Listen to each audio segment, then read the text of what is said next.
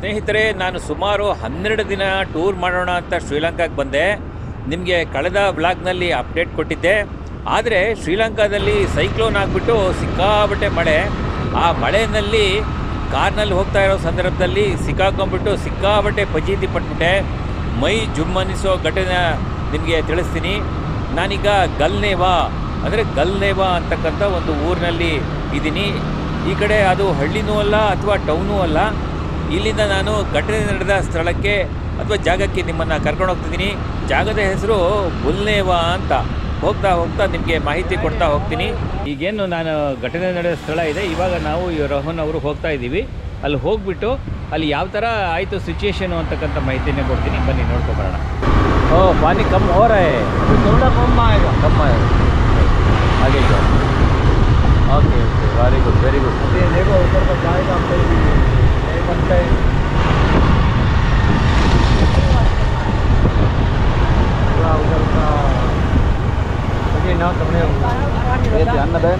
ಸ್ನೇಹಿತರೆ, ನಾನೀಗ ಶ್ರೀಲಂಕಾದಲ್ಲಿದ್ದೀನಿ. ನೋಡಿ ಎಂಥ ದುರಂತ ನಡೀತು ಅಂದರೆ, ನಾನು 26ನೇ ತಾರೀಕು ಬಂದುಬಿಟ್ಟು ನಾನು ಬೆಂಗಳೂರಿಂದ ಕೊಲಂಬೋಗೆ ಬಂದೆ. ಸೊ ಕೊಲಂಬೋಗೆ ಬಂದುಬಿಟ್ಟು ಏನು ಮಾಡಿದೆ, ಆ್ಯಕ್ಚುಲಾಗಿ ನಾನು ಸೆಲ್ಫ್ ಡ್ರೈವ್ ಕಾರ್ ಅಂದರೆ ರೆಂಟಲ್ ಕಾರ್ ತೊಗೊಂಡ್ಬಿಟ್ಟು ನಾನೇನು ಮಾಡಿದೆ, ಟುವರ್ಡ್ಸ್ ಅನುರಾಧಪುರ ಹೋಗೋಣ ಅಂತೇಳ್ಬಿಟ್ಟು 27ನೇ ತಾರೀಕು ಬೆಳಗ್ಗೆ ಹೊರಟ್ಬಿಟ್ಟು ಬರ್ತಾಯಿದ್ದೆ.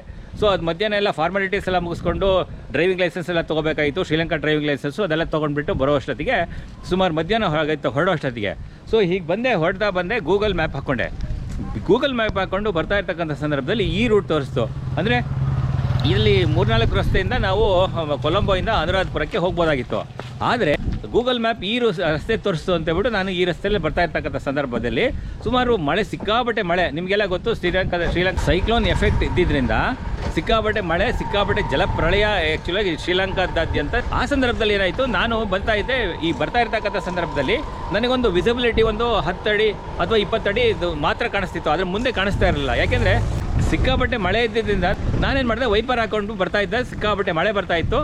ಆ ಸಂದರ್ಭದಲ್ಲಿ ಏನಾಯಿತು ಅಂತಂತಂದರೆ ನನಗೆ ಗೊತ್ತಾಗಲಿಲ್ಲ. ಇದೇ ರಸ್ತೆಯಲ್ಲಿ ಬರ್ತಾ ಇರ್ತಕ್ಕಂಥ ಸಂದರ್ಭ ಇದೇ ಈ ಸ್ಪಾಟ್ ಏನು ನೋಡ್ತಾ ಇದ್ರೆ, ಈ ಸ್ಪಾಟಲ್ಲಿ ಸಿಕ್ಕಾಬಟ್ಟೆ ನೀರು ತುಂಬ್ಕೊಂಡು ಹರಿದು ಆ ಕಡೆ ಹೋಗ್ತಾ ಇತ್ತು. ನನಗೆ ಹೋಗಲಿಲ್ಲ, ನೀರು ಒಳಗಡೆ ಹೋಗ್ಬಿಡ್ತು, ಕಾರ್ ನೀರೊಳಗೆ ಹೋಗ್ಬಿಡ್ತು. ಸರಿ, ನೀರೆಲ್ಲ ಈ ಕಡೆ ಬಂದುಬಿಡ್ತು. ನನಗೆ ಕಾರ್ ಒಳಗೆ ನುಗ್ಗಿಬಿಟ್ಟು ಸುಮಾರು ಸೀಟ್ ನಾನು ಎಷ್ಟು ಕೂತಿರ್ತೀವಲ್ಲ ಡ್ರೈವರ್ ಸೀಟು, ಅಷ್ಟು ಅಗಲಕ್ಕೂ ಅಷ್ಟು ಲೆವೆಲಿಗೆ ಕೂಡ ನೀರು ಹರಿದು ಹೋಗ್ತಾ ಇತ್ತು. ನನಗೆ ಗಾಬರಿ ಆಗ್ಬಿಡ್ತು, ಏನಪ್ಪ ಮಾಡೋಣ ಅಂತ ಹೇಳ್ಬಿಟ್ಟು ಗೊತ್ತಾಯಿತು. ಇಂಜಿನ್ ಆಫ್ ಆಗಿಬಿಟ್ಟು ಸರಿ ಏನು ಮಾಡಿದ್ವು, ನಾನೇನು ಮಾಡಿದೆ, ನನ್ನ ಪಾಸ್ಪೋರ್ಟು ಅದೆಲ್ಲ ತೊಗೊಂಡ್ಬಿಟ್ಟು ನಾನು ಸ್ವಲ್ಪ ಮೇಲ್ಗಡೆ ಬಂದೆ. ಅಷ್ಟೊತ್ತಿಗೆ ಅಲ್ಲಿ ಯಾರೋ ಜನಗಳು, ಒಂದಷ್ಟು ಜನಗಳು, ಲೋಕಲ್ ಜನಗಳು ಒಂದಷ್ಟು ಜನ ಇದ್ದರು. ಅವರು ನನ್ನನ್ನು ಕರ್ಕೊಂಡು ಆ ಕಡೆ ಇಳಿಸ್ಬಿಟ್ಟು ಸರಿ ಒಂದು 4-5 ಜನ ಕಾರನ್ನು ತಳ್ಳಿದ್ವಿ.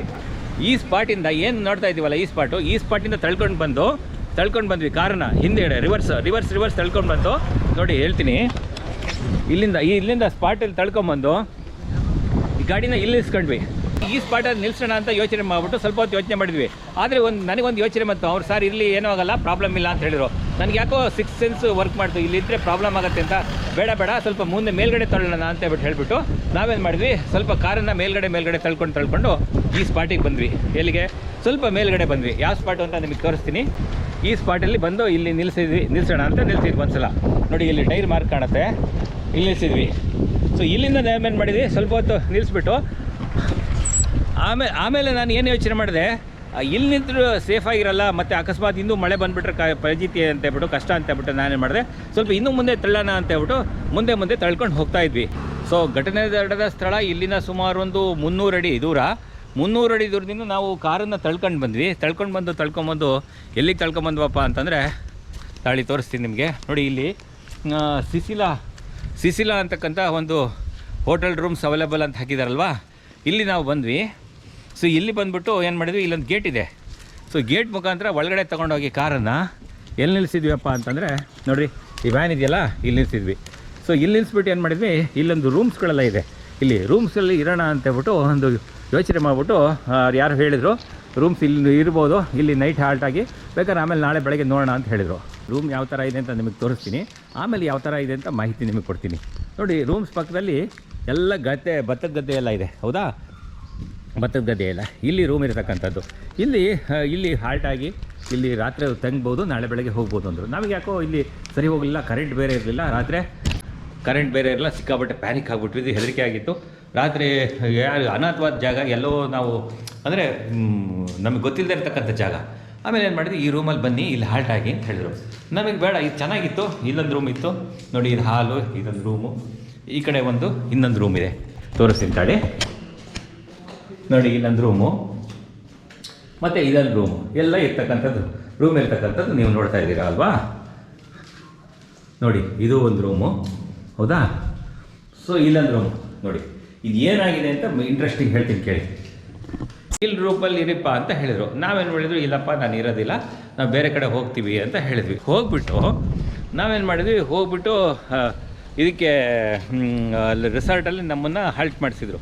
ಹಾಲ್ಟ್ ಮಾಡಿಸಿದ್ರೆ ಸರಿ ಆಯಿತು, ರಾತ್ರಿ ಎಲ್ಲ ಮಲಗಿದ್ವಿ. ರಾತ್ರಿ ಕರೆಂಟ್ ಇರಲಿಲ್ಲ, ಊಟ ಇರಲಿಲ್ಲ, ಸರಿ ಹಾಗೇ ಮಲ್ಕೊಂಡಾದ್ಮೇಲೆ ಬೆಳಗ್ಗೆ ಎದ್ಬಿಟ್ಟು ನನಗೆ ಇಲ್ಲಿ ಬಂದರು.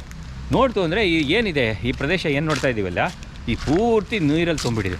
ಅಂದರೆ ನೀರು ತುಂಬಿಟ್ಟು ಇಡೀ ಇದರಲ್ಲಿ ಯಾವುದು ಇದೆಲ್ಲ ಏನು ಭತ್ತದ ಗಂಟೆ ಇದೆಯಲ್ಲ, ಇದೆಲ್ಲ ತುಂಬಿಟ್ಟು ಈ ರೂಮೆಲ್ಲ ತುಂಬಿಬಿಟ್ಟಿದೆ. ಇಲ್ಲಿ ಹಿಂದ್ಗಡೆ ಕಾಣುತ್ತಲ್ಲ ಈ ರೂಮ್.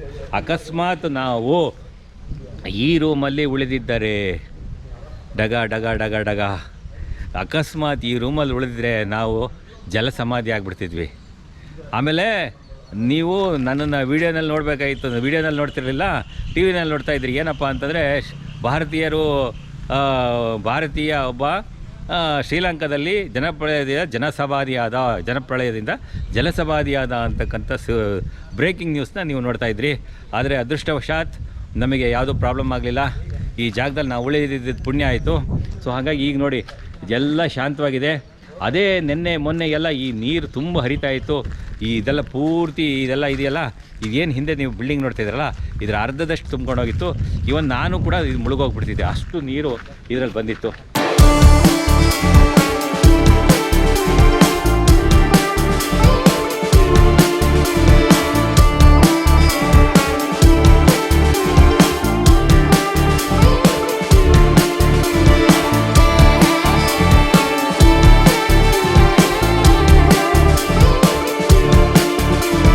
ಇಷ್ಟೆಲ್ಲ ಆಯ್ತಲ್ಲ, ಕಾರ್ ನಿಲ್ಲಿಸಿದ್ವಲ್ಲ, ಅದಕ್ಕೆ ಏನಾಯಿತು ಕಾರಿನ ಕತೆ ಅಂತ ನೀವು ಕೇಳ್ಬೋದು. ನನ್ನ ಕಾರು ಎಲ್ಲಿ ನಿಲ್ಲಿಸಿದ್ದೆ ಅಂತಂದರೆ ತೋರಿಸ್ತೀನಿ ಬಿಡಿ, ಬನ್ನಿ ನೋಡಿ. ಈ ಗೇಟ್ ಇದೆಯಲ್ಲ, ಗೇಟಿಂದ ತೊಗೊಂಬಂದು ಈ ಏನು ವೆಹಿಕಲ್ ನಿಂತಿದೆ ಈ ಜಾಗದಲ್ಲಿ ಕಾರ್ ನಿಲ್ಲಿಸಿದ್ದೆ. ಸೊ ನಾವು ಕಾರ್ ನಿಲ್ಲಿಸ್ಬಿಟ್ಟು ಏನು ಮಾಡಿದ್ವಿ, ರೆಸಾರ್ಟಿಗೆ ಹೋದ್ವಿ, ಹೌದಾ. ರೆಸಾರ್ಟಿಗೆ ಹೋದ್ಮೇಲೆ ಏನಾಯಿತು, ಸೊ ಇವರು ಇಲ್ಲಿ ಏನು ನೀರು ಬರ್ತಾ ಜಾಸ್ತಿ ಆಗ್ತಾ ಬಂತು. ನೀರು ಹೆಂಗೆ ಜಾಸ್ತಿ ಆಗ್ತಾ ಬಂತು ಅಂತಂದರೆ, ನಾವೇನು ಇದಾಗಿತ್ತಲ್ಲ ಹಿಂದಿಂದ 300 ಅಡಿ ದೂರದಲ್ಲಿ ನಾನು ನಿಮ್ಗೆ ತೋರಿಸಿದ್ನಲ್ಲ, ಆ 300 ಅಡಿ ದೂರದಲ್ಲಿ ಏನು ನೀರು ಹರಿತಾ ಇತ್ತಲ್ಲ, ಅದು ಬರ್ತಾ ಇಲ್ಲಿ ನಾನು ಎಲ್ಲಿ ನಿಂತಿದ್ದೀನಿ ಇಲ್ಲಿ ತನಕ ಬರೋದಕ್ಕೆ ಶುರು ಆಯಿತು. ಸೊ ಮೊನ್ನೆ ಬಂದ ಸಂದರ್ಭದಲ್ಲಿ ಇಲ್ಲಿ ತನಕ ನೀರು ಬರ್ತಿದ್ದು, ಲಿಟ್ರಲಿ ನಾನು ಎಲ್ಲಿ ನಿಂತಿದ್ದೀನಿ ಇಲ್ಲಿಂದ ನನ್ನ ಸೊಂಟದ ತನಕ ನೀರು ಹರಿದು ಆ ಕಡೆ ಹೋಗ್ತಾ ಇದೆ, ಅಷ್ಟು ಹೋಗ್ತಾ ಇದೆ. ನಾನು ಬಂದುಬಿಟ್ಟು ನೋಡ್ಬಿಟ್ಟು ಗಾಬರಿ ಆಗಿಬಿಟ್ಟೆ. ಇಲ್ಲಪ್ಪ ನಾನು ಕಾರು ಅಂತ ಹೇಳ್ಬಿಟ್ಟು, ಏನಪ್ಪ ನಾನು ಬಾಡಿಗೆ ತಂದಿರೋದು, ಮತ್ತು ಏನಪ್ಪ ಮಾಡಬೇಕಾಗುತ್ತೆ, ಎಷ್ಟೊಂದು ಲಕ್ಷಾಂತರ ರೂಪಾಯಿ ಕೊಡಬೇಕಾಗತ್ತಲ್ಲಪ್ಪ ಅಂತ ಹೇಳ್ಬಿಟ್ಟು ತಲೆ ಕೆಡ್ಸ್ಕೊಂಡು ಕೂತ್ಬಿಟ್ಟಿದ್ದೆ. ಏನಪ್ಪ ಮಾಡೋದು, ಕಾರ್ ಬೇರೆ ಇಲ್ಲಿ ನಿಲ್ಸಿದ್ದೀನಿ, ತಗ್ಗು ಪ್ರದೇಶ, ಇಲ್ಲಿ ಏನು ನೋಡ್ತಾ ಇದ್ದೀರಲ್ವ, ಇಲ್ಲಿ ಪೂರ್ತಿ ನೀರು. ಆಮೇಲೆ ಏನಾಯಿತು ಅಂದರೆ, ಲೋಕಲ್ ಜನಗಳು ಕಾರು ನೀರಿನಲ್ಲಿ ಮುಳುಗ್ತಾ ಇರ್ತಕ್ಕಂಥದ್ದು ನೋಡಿ ನನ್ನ ಬಾಡಿಗೆ ಕಾರನ್ನು ಎಳ್ಕೊಂಡೋಗಿ ಸೇಫ್ ಆಗಿರ್ತಕ್ಕಂಥ ಒಬ್ಬರು ಮನೆ ಹತ್ರ ನಿಲ್ಲಿಸಿದ್ರು ಅಂತಕ್ಕಂಥ ಮಾಹಿತಿನ ಇಲ್ಲೊಬ್ಬರು ನನಗೆ ತಿಳಿಸಿದರು. ಆ ಘಟನೆ ನಡೆದ ರಾತ್ರಿ ರುಹಾನ್ ಅಂತಕ್ಕಂಥವರು ಕಾರ್ ತಗೊಂಡು ಇದೇ ರೋಡ್ನಲ್ಲಿ ಬರ್ತಾಯಿದ್ರು. ಈ ಕಡೆ ಅವರಿಗೆ ಪ್ರವಾಹ ಬರ್ತಾ ಇರ್ತಕ್ಕಂಥದ್ದು ಗೊತ್ತಿಲ್ಲ. ಸೊ ಅವರು ಕೂಡ ಇದೇ ಜಾಗದಲ್ಲಿ ನಿಂತ್ಬಿಟ್ರು. ಸೊ ಅವರಿಗೆ ನಾವು ಈ ಥರ ಆಯಿತು ಅಂತೇಳ್ಬಿಟ್ಟು ನಡೆದ ಘಟನೆನ ನಾನು ಹೇಳಿಬಿಟ್ಟು, ಯಾವುದಾದ್ರೂ ನಿಯರೆಸ್ಟ್ ಹೋಟ್ಲಿಗೆ ಇರ್ತಕ್ಕಂಥ ಅಕಸ್ಮಾತ್ ಇದ್ದರೆ ನಿಯರೆಸ್ಟ್ ಹೋಟ್ಲು ಅಲ್ಲಿ ಕರ್ಕೊಂಡೋಗಿ ಅಂತ ರಿಕ್ವೆಸ್ಟ್ ಮಾಡ್ಕೊಂಡೆ. ಸೊ ಅವರು ಕಾರ್ನಲ್ಲಿ ನನ್ನನ್ನು ಗಲ್ನೆವಾ ಅಂತಕ್ಕಂಥ ಊರಿನಲ್ಲಿ ಇರ್ತಕ್ಕಂಥ ಒಂದು ಹೋಟ್ಲಿಗೆ ನನ್ನನ್ನು ಬಿಟ್ಟರು. ಸೊ ಅವರನ್ನು ನಾನು ಪರಿಚಯ ಮಾಡಿಕೊಡ್ತಿದ್ದೀನಿ. ಸೊ ಇವಾಗ ನಾವು 2 ವೀಲರಲ್ಲಿ ಈ ಸ್ಪಾಟಿಗೆ ಬಂದೆ. ಅವರು ಕರ್ಕೊಂಬಂದರು, ರೋಹನ್ ಮತ್ತು ದಿನಕರ್ ಅವರು. ಸೊ ಹಾಗಾಗಿ ಇಬ್ಬರೂ ನಾವೀಗ ರಿಸಾರ್ಟ್ ಜಾಗ ಏನಿದೆ ನೋಡಿ ತೋರಿಸಿದ್ನಲ್ಲ ನಿಮಗೆ, ರಿಸಾರ್ಟ್ ಜಾಗದಿಂದ ಈಗ ಕಾರ್ ಎಲ್ಲಿ ನಿಲ್ಲಿಸಿದ್ದೀವಲ್ಲ ಆ ಸ್ಪಾಟಿಗೆ ಹೋಗ್ತಾ ಇದ್ದೀವಿ. ಬನ್ನಿ ಹೋಗೋಣ, ತೋರಿಸ್ಕೊಂಡು ಹೋಗ್ತೀನಿ. Thank you. ಅಭಿನಮಲ್ಯ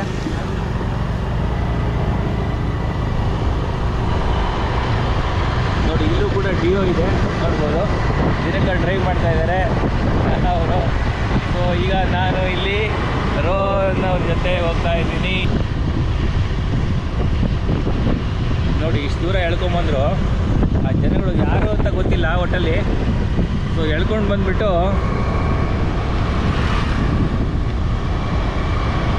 ನೋಡಿ ರಸ್ತೆ ಪಕ್ಕದಲ್ಲೆಲ್ಲ ಗದ್ದೆ, ಭತ್ತದ ಗದ್ದೆ ಇದೆ, ಈ ಕಡೆ ಇದೆ ಗದ್ದೆಗಳು,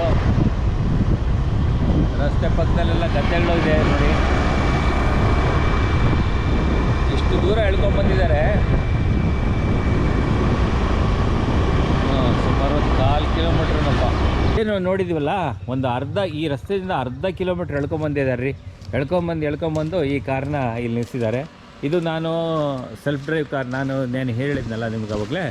ಸೊ ಈ ಸೆಲ್ಫ್ ಡ್ರೈವ್ ಕಾರನ್ನು ನಾನು ಕೊಲಂಬೋದಲ್ಲಿ ರೆಂಟಲ್ ಕಾರ್ ತಗೊಂಡು ಬಂದೆ ಅಂತ ಹೇಳಿದ್ನಲ್ಲ, ಇದೇ ಕಾರು.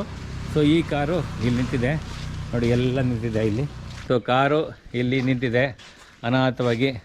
ಸೊ ಇದನ್ನು ಟೋ ಮಾಡ್ಕೊಂಡು ಹೋಗ್ತಕ್ಕಂಥದ್ದಕ್ಕೆ ನಾವು ಹೇಳಿದ್ದೀವಿ ಇದು ಓನರ್ಗೆ, ಶೈನ್ವೇ ಟ್ರಾವೆಲ್ಸ್ ಅಂತ ಹೇಳ್ಬಿಟ್ಟು ಅವ್ರ ಹತ್ರ ತೊಗೊಂಡಿರ್ತಕ್ಕಂಥದ್ದು ನಾನು. ಸೊ ಅವ್ರಿಗೆ ಹೇಳಿದೆ ಈ ಥರ ಆಗಿದೆ ಅಂತ ಹೇಳ್ಬಿಟ್ಟು. ಈ ಮನೆ ಇದೆಯಲ್ಲ, ಈ ಮನೆ ಅಡ್ರೆಸ್ಸನ್ನು ನಾವು ಕೊಟ್ಟಿದ್ದೀವಿ. ಸೊ ಕೊಟ್ಬಿಟ್ಟು ಈ ಥರ ಹೇಳಿದ್ದೀವಿ, ಬನ್ನಿ ಇದು ಮಾಡಿದೆ ಅಂತ ಹೇಳ್ಬಿಟ್ಟು. ಹಾಗಾಗಿ ಅವರು ಏನು ಮಾಡ್ತಾರೆ, ಇದನ್ನು ತೊಗೊಂಡು ಹೋಗ್ತಕ್ಕಂಥ ಜವಾಬ್ದಾರಿ ಅವ್ರದ್ದಿರುತ್ತೆ. ಈ ಕಾರ್ನಲ್ಲಿ ಸುಮಾರು ನಾನು 12-13 ದಿವಸಗಳ ಕಾಲ ತಿರ್ಗವನಿದ್ದೆ. ಶ್ರೀಲಂಕಾ ಸುತ್ತ ನೋಡಿ ನಿಮಗೆಲ್ಲ ತೋರಿಸೋಣ ಎಲ್ಲನೂ ಜಾಗಗಳನ್ನು ಅಂತ ಇದ್ದೆ. ಆದರೆ ದುರದೃಷ್ಟವಶಾತ್ ಕೇವಲ ಒಂದೇ ದಿನಕ್ಕೆ ನನ್ನ ಪ್ರವಾಸ ಮೊಟಕುಗೊಳಿಸಿ ತಿರುಗಿ ನಾನು ಕೊಲಂಬೋಗೆ ಹೋಗಿ ತಿರುಗಿ ಈಗೇನು ಭಾರತಕ್ಕೆ ಪ್ರಯಾಣ ಮಾಡ್ತಾಯಿದ್ದೀನಿ.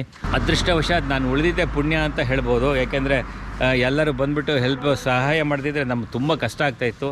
ಆದರೆ ನಮ್ಮ ಸ್ನೇಹಿತರಾದ ರೋಹನ್ ಮತ್ತು ದಿನಕರ್ ಅವರೆಲ್ಲ ಸೇರಿಕೊಂಡು ನಮಗೆಲ್ಲ ತುಂಬ ಹೆಲ್ಪ್ ಮಾಡಿದ್ದಾರೆ. 2 ದಿವಸನೂ ನನ್ನ ಜೊತೆಲಿದ್ದರು. ಹಾಗಾಗಿ ಏನು ಧೈರ್ಯ ಹೇಳಿದ್ದಾರೆ. ಈಗೇನು ನೀವು ಹಿಂದೆ ನೋಡ್ತಿದ್ದೀರಾ, ಇದು ಕಾರ್ ಲೊಕೇಶನ್. ಈಗ ಲೊಕೇಶನ್ನಿಂದ ನಾವೀಗ ನನ್ನ ರೋಹನ್ ಅವ್ರ ಮನೆಗೆ ಹತ್ರ ಹೋಗ್ತಾಯಿದ್ದೀನಿ. ಸೊ ರೋಹನ್ ಅವರ ಮನೆ ಹತ್ರ ಹೋಗ್ತಾಯಿದ್ದೀನಿ. ಆಮೇಲೆ ನಾನೇನು ಮಾಡ್ತೀನಿ, ತಿರುಗಿ ಇವರು ಮನೆ ಇದೆ, ಅವರು ಸ್ವಲ್ಪ ಮುಂದೆನೇ ನಮ್ಮ ದಿನಕರ್ ಅವ್ರ ಮನೆ ಇದೆ. ಸೊ ಇವ್ರ ಮನೆಗೆ ಹತ್ರ ಹೋಗ್ತಾಯಿದ್ದೀನಿ. ಆಮೇಲೆ ನನ್ನ ರಿಸಾರ್ಟ್ ಎಲ್ಲಿದೆ, ರಿಸಾರ್ಟ್ ಏನು ಹಾಲ್ಟ್ ಆಗಿದ್ದೀನಲ್ಲ, ಆ ರೂಮನ್ನು ನಿಮಗೆ ತೋರಿಸ್ತೀನಿ. ನಾನು ನಿಮಗೆ ಘಟನೆಗಳ ಬಗ್ಗೆ ಎಕ್ಸ್ಪ್ಲೈನ್ ಮಾಡಿದೆ, ಮತ್ತು ನನ್ನ ಹೇಗೆ ರಕ್ಷಿಸಿದ್ರು ರುಹನ್ ಅಂತ. ಇವ್ರ ಹೆಸರು ರುಹನ್ ಅಂತ. ಸೊ ಏನಾಯಿತು ಅಂತಂದರೆ, ಇವರು ನನಗೆ ರಕ್ಷಣೆ ಮಾಡಿದ್ರಲ್ವಾ. ಸೊ ಅಟ್ಲೀಸ್ಟ್ ಅವ್ರ ಮನೆ ಮತ್ತು ಅವ್ರ ಬಿಸ್ನೆಸ್ಸು ಅದೆಲ್ಲ ತೋರಿಸೋಣ ಅಂತ ಹೇಳ್ಬಿಟ್ಟು ನಿಮಗೆ ಕರ್ಕೊಂಬಂದೆ. ಏಕೆಂದರೆ ಯಾವುದೇ ಆಗಲಿ ಒಬ್ಬರು ರಕ್ಷಿಸಿರ್ತಕ್ಕಂಥ ವ್ಯಕ್ತಿಗಳನ್ನು ನಾವು ಮರಿಬಾರ್ದು ನಮ್ಮ ಲೈಫ್ನಲ್ಲಿ. ಸೊ ಆ ದೃಷ್ಟಿಯಿಂದ ಮತ್ತು ಅವರಿಗೆ ಒಂದು ಥ್ಯಾಂಕ್ಸ್ ಹೇಳೋದಕ್ಕೆ ಮತ್ತು ಅವ್ರ ಮನೆಯೆಲ್ಲ ತೋರಿಸೋದಕ್ಕೆ ನಾನು ಕರ್ಕೊಂಬಂದೆ. ಇವರು ರೋಹನ್ ಮತ್ತು ಇವ್ರ ಬಿಸ್ನೆಸ್ ನೋಡಿ ಯಾವ ಥರ ಇದೆ ಅಂತ ನೋಡಿ. ಇದು ಅವ್ರದ್ದು ಶಾಪ್, ಫರ್ಟಿಲೈಸ್ ಶಾಪು ಆಯಿತಾ. ಇದ್ರ ಪಕ್ಕದಲ್ಲೇ ಅವ್ರ ಮನೆ ಇರ್ತಕ್ಕಂಥದ್ದು. ಮತ್ತು ಇಲ್ಲಿ ನೋಡಿ, ಎಲ್ಲಿ ಕಾಣುತ್ತಲ್ಲ ಫರ್ಟಿಲೈಸರ್ಸ್ ಅಂಗಡಿ ಎಲ್ಲ ಪೂರ್ತಿ ಇವ್ರದ್ದೇ. ಸೊ ಇವ್ರದ್ದು ಓನರ್ ಇವರೇ, ರೋಹನ್ ಅಂತ ಹೇಳ್ಬಿಟ್ಟು. ಮತ್ತು ಇವ್ರ ಫ್ರೆಂಡು, ಇವರು ರೋಹನ್ ಅವ್ರ ಫ್ರೆಂಡು ದಿನಕರ್ ಅಂತ ಅವಾಗಲೇ ನೀವು ಪರಿಚಯ ಮಾಡಿಸಿದೆ. ಸೊ ಇವರಿಬ್ಬರು ಸೇರಿ ನನ್ನನ್ನು ಏನಾಯಿತು ಅಂತಂದರೆ, ನಿಮ್ಗೆ ಇನ್ನೊಂದು ವಿಚಾರ ಹೇಳೋಣ ಮರ್ತೆ. ಏನಪ್ಪ ಅಂತಂದರೆ, ಫಸ್ಟು ನಾವು ನಮ್ಮ ರೆಸಾರ್ಟಿಂದ ಕರ್ಕೊಂಬಂದರು. ಇವ್ರು ಸ್ವಲ್ಪ ನಮಗೆ ಇವ್ರಿಗೆ ಹಿಂದಿ ಬರ್ತಾ ಇರಲಿಲ್ಲ. ಸೊ ಇಂಗ್ಲೀಷ್ ಬರ್ತಾಯಿತ್ತು ಸ್ವಲ್ಪ. ಆಮೇಲೆ ಏನಾಯಿತು, ಒಬ್ಬರು ಟ್ರಾನ್ಸ್ಲೇಟರ್ ಬೇಕಾಗಿತ್ತಲ್ಲ, ನಮ್ಮ ಭಾಷೆಗೆ ಅವ್ರ ಭಾಷೆಗೆ ಕನೆಕ್ಟ್ ಆಗಬೇಕಾಗಿತ್ತಲ್ಲ. ಇವರಿಗೆ ಹಿಂದಿ ಬರ್ತಾಯಿತ್ತು. ಸೊ ಹಾಗಾಗಿ ಹಿಂದಿ ಬರ್ತಾ ಇರೋದ್ರಿಂದ ಸ್ವಲ್ಪ ಇವ್ರ ಜೊತೆ ಕಮ್ಯುನಿಕೇಟ್ ಮಾಡಿದೆ. ಇದು ಪುಟ್ಟಿ ಹೆಸರು ಮರೆದೆ ನೋಡಿ, ಇವಳ ಹೆಸರು ಬಂದುಬಿಟ್ಟು ರೋಹನ್ ಅವರ ಮಗಳು. ಹಾಯ್ ಹಾಯ್ ಹಾಯ್ ಹಾಯ್ ಹೇಳೋದು ಬರ್ತೀನಿ ನೋಡಿ, ಮರೆದಿದೆ. ನಮಗೊಬ್ಬರು ಟ್ರಾನ್ಸ್ಲೇಟರ್ ಬೇಕಾಗಿತ್ತು. ಅಂದರೆ ನಮ್ಮ ಭಾವನೆಗಳನ್ನು ಅರ್ಥ ಮಾಡ್ಕೊಳ್ಳೋಕ್ಕೆ ಟೆನ್ಷನ್ ಇತ್ತು, ಸಿಕ್ಕಾಪಟ್ಟೆ ಟೆನ್ಷನ್ ಇತ್ತು. ಹಾಗಾಗಿ ನಮ್ಗೆ ಹೇಳ್ಕೊಳ್ಳೋಕೆ ಒಬ್ಬರು ಬೇಕಾಗಿತ್ತು. ಇವರೇನು ಮಾಡಿದ್ರು, ಫೋನ್ ಮಾಡಿ ಕೊಟ್ಬಿಟ್ರು. ಇವ್ರೇನು ಮಾಡಿದ್ರು, ಇವ್ರಿಗೆ ಹಿಂದಿ ತುಂಬ ಚೆನ್ನಾಗಿ ಬರ್ತಿದ್ದು, ಹಿಂದಿನಲ್ಲಿ ಮಾತಾಡಿದರು. ಈಗ ಏನೋ ಎತ್ತ ಅಂತ ಕೇಳ್ತಾಯಿದ್ರು. ಆಮೇಲೆ ಆ ಹಿಂದಿನೆಲ್ಲ ಟ್ರಾನ್ಸ್ಲೇಟ್ ಮಾಡಿದ್ದನ್ನು ಇವರು ಏನು ಮಾಡಿದ್ರು, ಇವ್ರಿಗೆ ಹೇಳ್ತಾಯಿದ್ರು. ಈ ರೀತಿ ಕಮ್ಯುನಿಕೇಟ್ ಮಾಡ್ಕೊಂಬಿಟ್ಟು ನಾವೇನು ಮಾಡಿದ್ವಿ, ಮೊದಲೇ ರಾತ್ರಿ ಕಳೆದ್ವಿ. ಆಮೇಲೆ ಬೆಳಗ್ಗೆಯಿಂದ ಏನು ಮಾಡಿದರು, ಇವರು ಏನು ಮಾಡಿದರು, ನನ್ನ ಬಂದು ಪಿಕಪ್ ಮಾಡಿ ಇವ್ರ ಕಾರ್ನಲ್ಲಿ, ಫಾರ್ಚುನರ್ ಕಾರ್ನಲ್ಲಿ ರುಹನ್ ಮತ್ತು ನಮ್ಮ ದಿನಕರ್ ಎಲ್ಲ ಹೋಗ್ಬಿಟ್ಟು ಮೆಕ್ಯಾನಿಕ್ ಹತ್ರ ಹೋದ್ವಿ. ಮೆಕ್ಯಾನಿಕ್ ಹತ್ರ ಹೋಗಿ ಆ ಮೆಕ್ಯಾನಿಕರ್ ಕರ್ಕೊಂಬಂದು ಅದೇ ಅಕಸ್ಮಾತ್ ಕಾರ್ ಏನಾದ್ರು ಸರಿಯಾಗತ್ತಾ ಅಂತ ನೋಡೋಣ ಅಂತ ಹೋದ್ವಿ. ಆದರೆ ಕಾರು ಸರಿಯಾಗಲಿಲ್ಲ. ಕೊನೆಗೆ ಏನು ಮಾಡಿದ್ರು, ಇಲ್ಲ ನೀವು ಕಂಪ್ನಿಗೆ ಫೋನ್ ಮಾಡಬೇಕು ಒಳ್ಳೆಯದು ಅಂತ ಹೇಳಿದರು. ಹಾಗಾಗಿ ನಾವು ಕಂಪ್ನಿಗೆ ಫೋನ್ ಮಾಡಿ ಅವ್ರಿಗೆ ಹೇಳಿದ್ದೀವಿ, ಅವ್ರು ಯಾವ ಥರ ಬರ್ತಾರೋ ಏನೋ. ಸೊ ಇವಾಗ 2 ದಿವಸ ಸುಧಾರಿಸ್ಕೊಂಡಿದ್ದೀವಿ. ಬಿಸಿಲು ಬಂದಿದೆ. ರೋಹನ್ ಅವ್ರ ಫ್ಯಾಮಿಲಿಗಳು ಅಪ್ಪ ಈ ಮನೆಯೇ ಹಿಂದ್ಗಡೆ ಇದೆ ರೋಹನ್ ಫ್ಯಾಮ್ಲಿ, ಮತ್ತು ಇವ್ರ ಮನೆ ದಿನಕರ್ ಮನೆಯೂ ಎಲ್ಲಿದೆ ಅಂತ ನಿಮಗೆ ತೋರಿಸ್ತೀನಿ. ಸೊ ಹಾಗಾಗಿ ಶ್ರೀಲಂಕಾ ಜನಗಳು ತುಂಬ ಒಳ್ಳೆಯವರು, Sri Lankan people good hearted. So especially Rohan ಮತ್ತು ನಮ್ಮ ದಿನಕರ್ಗೆ I am extremely thankful and grateful. So ಅವರಿಗೆ ಇಂಡಿಯಾಗೆ ಬರೋಕ್ಕೆ ಹೇಳಿದ್ದೀನಿ, please come to India, so I will host you ಅಂತ ಹೇಳಿದ್ದೀನಿ ಇವ್ರಿಗೆ. ಸೊ ಇಲ್ಲಿ ಕಾಣ್ತಕ್ಕಂಥದ್ದು ಈ ಊರೇನಿದೆ ಇದರಲ್ಲಿ ನಾವು ಸಿಗಾಕೊಂಡಿರ್ತಕ್ಕಂಥದ್ದು ಗಲ್ನೇವಾ ಅಂತ ಹೇಳ್ಬಿಟ್ಟು GALNEWA ಅಂತ ಇದು ಹೆಸರು, ಊರಿನ ಹೆಸರು. ಸೊ ಇದೊಂದು ಮೇನ್ ಸ್ಟ್ರೀಟ್ ಇದೆ, ಎಷ್ಟೇ ಕಮರ್ಷಿಯಲ್ ಸ್ಟ್ರೀಟು. ಇದು ಇರ್ತಕ್ಕಂಥದ್ದು ಇಷ್ಟೇ ನೋಡಿ. ಇದೊಂದು ರೋಡ್ ಇದೆ, ಇದೇ ಮೇನ್ ರೋಡು. ಸ್ವಲ್ಪ ಇದರಲ್ಲಿ ಮೇನ್ ರೋಡ್ ಅಷ್ಟೇ ಇಲ್ಲಿ ಉಳಿದಿರ್ತಕ್ಕಂಥದ್ದು. ಇದೆಲ್ಲ ಕಮರ್ಷಿಯಲ್ ಸ್ಟ್ರೀಟ್ ಅಂತ ಹೇಳ್ಬೋದು. ನಿಮಗೆ ಆವಾಗಲೇ ತಿಳಿಸಿದೆ, ರೋಹನ್ ಅಂತಕ್ಕಂಥವರು ನಮ್ಮನ್ನು ಕರ್ಕೊಂಬಂದುಬಿಟ್ಟು ಒಂದು ರೆಸಾರ್ಟಲ್ಲಿ ಬಿಟ್ಟರು ಅಂತ ಹೇಳಿದ್ರೆ, ರೆಸಾರ್ಟ್ ಅಂದರೆ ಹೋಟೆಲ್ಲು ಮತ್ತು ರೂಮು ರೆಸ್ಟೋರೆಂಟ್ ಇರ್ತಕ್ಕಂಥ ಒಂದು ಜಾಗ, ಅಲ್ಲಿ ಬಿಟ್ಟರು ಅಂತ ತಿಳಿಸಿದ್ನಲ್ಲ, ಅದು ಗಲ್ನೇವಾ ಅಂತಕ್ಕಂಥ ಒಂದು ಜಾಗದಲ್ಲಿ ಇರ್ತಕ್ಕಂಥದ್ದು. ಸೊ ನನ್ನ ಹಿಂದ್ಗಡೆ ನೀವು ನೋಡ್ತಾ ಇದ್ದೀರಲ್ವಾ, ಇದು ಬೋರ್ಡ್. ಸೊ ಈ ಬೋರ್ಡ್ ಇದೆ, ಇದು ಒಳಗಡೆ ಹೋಗಬೇಕು. ಒಳಗಡೆ ಹೋಯಿತು ಅಂದರೆ ನಮ್ಮಿರ್ತಕ್ಕಂಥ ರೂಮ್ಗಳಿಗೆ ನಿಮಗೆ ತೋರಿಸ್ತೀನಿ. ಮತ್ತು ಅದ್ರ ಪಕ್ಕದಲ್ಲಿ ಪೆಟ್ರೋಲ್ ಬಂಕ್ ಇದೆ. ಇಲ್ಲಿ ಪೆಟ್ರೋಲ್ ಬಂಕ್ ಇರ್ತಕ್ಕಂಥದ್ದು ನಾವು ನೋಡ್ಬೋದು. ಮತ್ತು ಪೆಟ್ರೋಲ್ ಬಂಕ್ ಇದೆ. ಈ ರಸ್ತೆಗಳು ಸಖತ್ತಾಗಿ ಮಾಡಿದೆ ನೋಡಿರಿ, ರಸ್ತೆ ಇದೆ, ತುಂಬ ಚೆನ್ನಾಗಿದೆ ರಸ್ತೆ. ಇದೆಲ್ಲ ಒಂದು ತುಂಬ ಶುಚಿತ್ವವನ್ನು ಕಾಪಾಡ್ಕೊಂಡಿದ್ದಾರೆ. ಯಾವುದು ಕೂಡ ತುಂಬ ಕ್ಲೀನ್ಸ್ ಗಲೀಜು ಅನ್ನೋದು ಕಾಣಿಸಿಗಲ್ಲ ಶ್ರೀಲಂಕಾದಲ್ಲಿ. ತುಂಬ ಚೆನ್ನಾಗಿ ಸಿವಿಕ್ ಸೆನ್ಸ್ ತುಂಬ ಚೆನ್ನಾಗಿದೆ ಶ್ರೀಲಂಕಾದಲ್ಲಿ, ಅದೊಂದು ಖುಷಿಯಾಗುತ್ತೆ, ಖುಷಿಯಾದ ವಿಚಾರ. ನೋಡಿ ಇದು ಬ್ಯುಸಿಯೆಸ್ಟ್ ಸ್ಟ್ರೀಟು. ನಮಗೆ ರಾತ್ರಿ ಹೊತ್ತು ಬಂದ ಸಂದರ್ಭದಲ್ಲಿ ಇಲ್ಲಿ ಕರೆಂಟ್ ಹೋಗಿತ್ತಲ್ಲ, ಹಾಗಾಗಿ ನಮಗೇನೂ ಗೊತ್ತಾಗಲಿಲ್ಲ, ಎಲ್ಲೋ ಕಾಡಲ್ಲಿದ್ದೀವೇನೋ ಅಂದ್ಕೊಂಡ್ವಿ. ನೋಡಿದರೆ ಫುಲ್ಲು ಇಲ್ಲೆಲ್ಲ ಮನೆಗಳೆಲ್ಲ ಈ ಕಡೆ ಎಲ್ಲ ಇದೆ, ಮನೆಗಳೆಲ್ಲ ಇದೆ.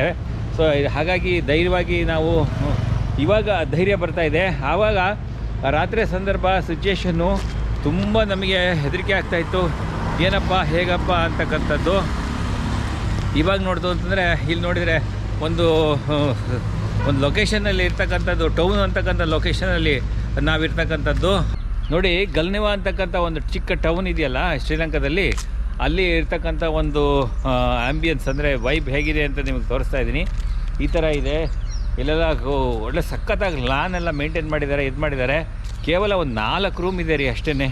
ಬಟ್ ಆದರೂ ಸಹ ತುಂಬ ಚೆನ್ನಾಗಿದೆ. ಏನು ಮಾಡ್ತೀರಾ, ಏನು ಅಂದರೆ ದುರಂತ ಕತೆ ಅಂತಂದರೆ ನೋಡಿ, ನಮ್ಮ ಹಿಂದ್ಗಡೆ ಇರ್ತಾರಲ್ಲ, ಇಲ್ಲಿ ಏನಿದೆ ರೂಮ್ಸ್ ಇದೆ, ಡೈನಿಂಗ್ ಹಾಲ್ ಇದೆ, ಮತ್ತು ಕಿಚನ್ನೆಲ್ಲ ಇದೆ. ಮೊದಲು ಹೋಟೆಲೆಲ್ಲ ನಡೀತಾ ಇತ್ತು ಈ ಜಾಗದಲ್ಲಿ, ಇವಾಗ ಏನು ನಡೀತಾ ಇಲ್ಲ, ಎಲ್ಲ ಪಾಳು ಬಿದ್ದಿದೆ. ಅದಕ್ಕೆ ಕಾರಣವೂ ಇದೆ. ಈ ಓನರು ನೋಡಿ, ಲೈಫ್ ಎಷ್ಟು ಶಾರ್ಟ್ ಅನ್ನೋದಕ್ಕೆ, ಕ್ಷಣಿಕ ಅನ್ನೋದಕ್ಕೆ, ಯಾವ ಕ್ಷಣದಲ್ಲಾದರೂ ಸಹ ಮನುಷ್ಯ ಇದಾಗ್ಬೋದು ಅನ್ನೋದಕ್ಕೆ ಒಂದು ನಿದರ್ಶನ. ಇಷ್ಟೆಲ್ಲ ದೊಡ್ಡ ದೊಡ್ಡ ಆಸ್ತಿ ಎಲ್ಲ ಮಾಡಿದ್ದಾರೆ ಅವರು ಓನರು. ಆದರೆ ದುರಂತ ನೋಡಿ, ಅವ್ರು ಕ್ಯಾನ್ಸರ್ ರೋಗಕ್ಕೆ ಬಲಿಯಾಗಿ ಸತ್ತೋಗ್ಬಿಟ್ರು. ಈಗ ಯಾರು ನೋಡೋರಿಲ್ಲ. ಇದೊಂದು ಸುಮ್ಮನೆ ಅನಾಥವಾಗಿರ್ತಕ್ಕಂಥ ಬೂತ್ ಬಂಗ್ಲೆ ಥರ ಆಗಿದೆ ಇದು. ಅಂದರೆ ರೆಸ್ಟೋರೆಂಟು ಯಾವುದು ಮೇಂಟೈನ್ ಇಲ್ಲ, ಎಂಥದ್ದು ಇಲ್ಲ. ಸೊ ಸದ್ಯ ನಮಗೆ ಆ ಕ್ಷಣದಲ್ಲಿ ನಮಗೆ ಸಿಗ್ತಲ್ಲ, ಅದೇ ನಮ್ಮ ಪುಣ್ಯ ಅಂತ ಅಂದ್ಕೋಬೇಕಷ್ಟೇ. ಲಾನುಗಳೆಲ್ಲ ಸಖತ್ತಾಗಿ ಮೇಂಟೈನ್ ಮಾಡಿದ್ದಾರೆ. ಏನು ಮಾಡ್ತೀರಾ, ಇಲ್ಲಿ ಯಾರೂ ಇಲ್ಲ, ನಾವೇ ರಾಜರು. ನೋಡಿ ಹೇಗಿದೆ, ಸಖತ್ತಾಗಿ ಇದೆ. ಇಲ್ಲೆಲ್ಲ ತೂಗು ಎಲ್ಲ ಇದೆ, ಆರಾಮಾಗಿ ಕೂತ್ಕೊಂಡು ರೆಸ್ಟ್ ಮಾಡ್ಬೋದು. ಇಲ್ಲಿ ಬಿದ್ರೆಲ್ಲ ಬಿದ್ದೋಗ್ಬಿಟ್ಟಿದೆ. ಸೊ ಈ ಥರ ಇರ್ತಕ್ಕಂಥದ್ದು. ಇಲ್ಲಿ ನೋಡಿ, ಇಲ್ಲಿ ಒಂದು ಕಾಲದಲ್ಲಿ ತುಂಬ ಚೆನ್ನಾಗಿ ನಡೀತಿತ್ತಂತೆ ರೆಸ್ಟೋರೆಂಟು. ಇವಾಗ ಏನೂ ಇಲ್ಲ, ನಡೀತಾ ಇಲ್ಲ. ತೋರಿಸ್ತಿದ್ದು ನೋಡಿ ಒಳಗಡೆ ಎಲ್ಲ ಹೇಗಿದೆ. ಬಾ, ಚೇರುಗಳೆಲ್ಲ ಹಾಕಿದ್ದಾರೆ, ಸೋಫಾ ಎಷ್ಟಿದೆ, ಎಲ್ಲ ಇದೆ. ತುಂಬ ಸ್ವಲ್ಪ ಕತ್ಲೆ ಇದೆ, ಕರೆಂಟ್ ಇಲ್ಲ ಹಾಗಾಗಿ. ಸೊ ಆಮೇಲೆ ಇಲ್ಲಿ ಮೇಲ್ಗಡೆ ಹತ್ಕೊಂಡು ಹೋಗ್ಬೇಕು ರೂಮ್ಗಳಿಗೆ ಮೇಲೆ ಹತ್ಕೊಂಡು ಹೋದರೆ ಮೇಲಿಂದ ಯಾವ ಥರ ಕಾಣುತ್ತೆ ಅಂತ ತೋರಿಸ್ತೀನಿ ನೋಡಿ. ಯಾವ ಥರ ಒಂದು ವ್ಯವಸ್ಥೆಗಳಿದೆ ಅಂತಂದರೆ, ಇಲ್ಲಿ ನೋಡಿ ಈ ಥರ ಮೇಲ್ಗಡೆ ನಿಂತ್ಕೊಂಡ್ರೆ ನೋಡಿದರೆ ಯಾವ ಥರ ಕಾಣುತ್ತೆ ಅಂತ ತೋರಿಸ್ದೆ ಅಲ್ವಾ. ಸೊ ನಾನೇನು ಉಳಿದಿದ್ದೀನಲ್ಲ ಗಲ್ನೇವ ಅಂತ ಹೇಳ್ಬಿಟ್ಟು, ಸೊ ಇಲ್ಲಿ ಒಂದೇ ಒಂದು ಮೇನ್ ರೋಡ್ ಇರ್ತಕ್ಕಂಥದ್ದು, ಮತ್ತು ಇಲ್ಲಿ ಶಾಪಿಂಗ್ ಸೆಂಟರ್ ಇರ್ತಕ್ಕಂಥದ್ದು, ಕಾಂಪ್ಲೆಕ್ಸ್ ಇರ್ತಕ್ಕಂಥದ್ದು, ಶಾಪಿಂಗ್ ಸ್ಟ್ರೀಟ್ ಅಂತಕ್ಕಂಥದ್ದು ಇರ್ತಕ್ಕಂಥದ್ದು ಇದು ಒಂದೇ ಒಂದು ಸ್ಟ್ರೀಟು. ಇಲ್ಲಿ ಎಡಬಲ್ಲಗಳಲ್ಲಿ ಸ್ವಲ್ಪ ಕಮರ್ಷಿಯಲ್ ಇದೆಲ್ಲ ಅಂಗಡಿಗಳೆಲ್ಲ ಇದೆ. ಅಂದರೆ ಗ್ರಾಸರಿ ಸಿಗುತ್ತೆ, ಬಟ್ಟೆ ಅಂಗಡಿ ಇದೆ, ಮತ್ತು ಸೂಪರ್ ಮಾರ್ಕೆಟ್ ಥರ ಇದೆ, ಆಮೇಲೆ ಫ್ಯಾನ್ಸಿ ಸ್ಟೋರ್ಸು ಆ ಥರ ಎಲ್ಲ ಇದೆ ಇಲ್ಲಿ. ಸೊ ನಮಗೆ ಸದ್ಯ ಈ ಮಟ್ಟಿಗೆ ಸಿಕ್ಕಿದ್ದು ನಮ್ಮ ಪುಣ್ಯ. ಯಾಕೆಂತಂದರೆ ನಮಗೇನೋ ಸಿಗದೇ ಇದ್ದರೆ ರಿಮೋಟ್ ಪ್ಲೇಸಲ್ಲಿ ಸಿಗೋಕೊಂಬಿಟ್ಟಿದ್ರೆ ಏನೂ ಮಾಡೋಕ್ಕಾಗ್ತಿರಲ್ಲ ಮಳೆಯಲ್ಲಿ. ಸದ್ಯ ನಮ್ಮ ಅದೃಷ್ಟಕ್ಕೆ ಈ ಜಾಗದಲ್ಲಿ ಬಂದು ತಗಲಾಕೊಂಡ್ವಿ. ಆದರೂ ಚೆನ್ನಾಗಿದೆ. ಅಟ್ಲೀಸ್ಟ್ ನಮಗೇನು ಬೇಜಾರು ಅನಿಸ್ಲಿಲ್ಲ. ಸುಮಾರು ಇದು 3ನೇ ದಿನ ನಾವು ಕಳೀತಾ ಇರೋದು.